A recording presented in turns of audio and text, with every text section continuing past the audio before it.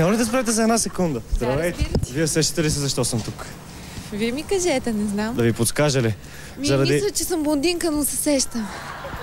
Я да видим дали се сещате. Сещам се. Добре, да започнем с тази ваша изпусната реплика във Фейсбук, че обожавате животните, но още повече обичате да ги носите. Това за нас не е голям проблем.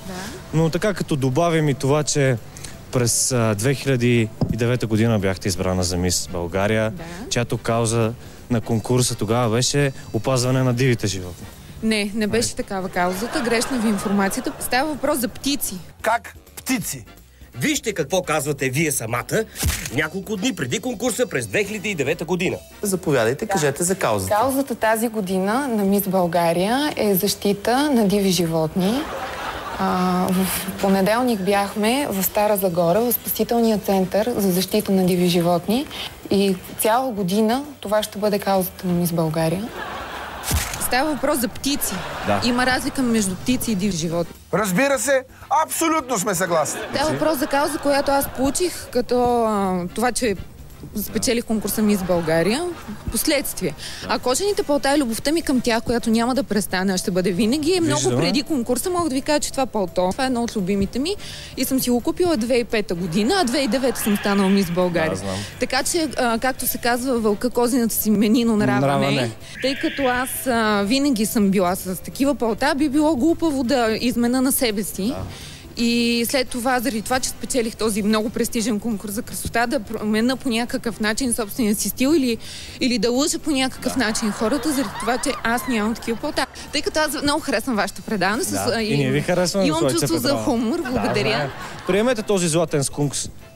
С огромно удоволствие. С огромно удоволствие. Ще си го сложа. Нали не трябва да се притеснявам за него? На якичка нещо няма да го направя. Има хубава рунтова опашка, но мисля, че моята е по-добра. Много по-нелепо би звучало, съвсем сериозно, да се обърна към всякакви хора, които защитават природата. Това е прекрасно, но искам да ви кажа, че много хора, така наречените псевдоморалисти, много от тях всяка вечер се прибират, хапват хубава свинска вратна пържола, носят си обувките от естествена кожа. Не знам защо хората не правят разликата между кожа с косъм и лицева кожа. Защото няма един човек, който наистина да няма нещо кожено в гардероба си. Тази кампания идва в последствие заедно с короната.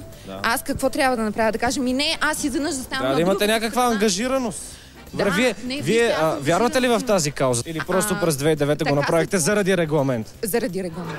Заради регламента. Признавате се чисто сърдечно. Разбира се, че е така. Иначе много по-глупаво би стояло по обратния начин. Да нося кожени палта и изведнъж да кажем, не, аз... Много сте откровена. Харесвате ми. Да, разбира се. Защо трябва да е по друг начин? Аз ви благодаря, че си признахте чисто сърдечно, че не вярвате в каузата на конкурса. Не.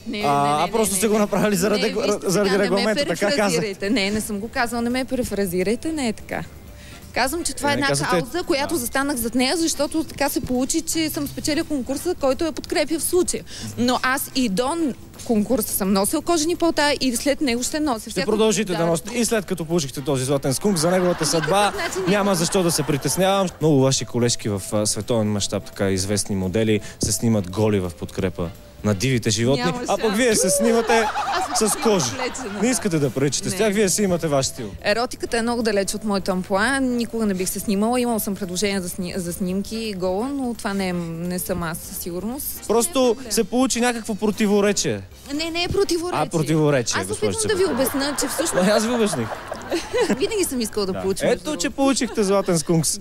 Мистер Скункс за Мис България 2009. Благодаря, госпожице Петрова. Благодаря, харесвам предаването.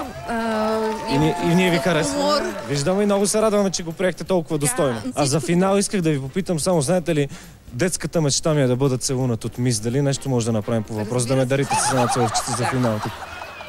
Ето, благодаря ви. С поредния носител... И на Мария.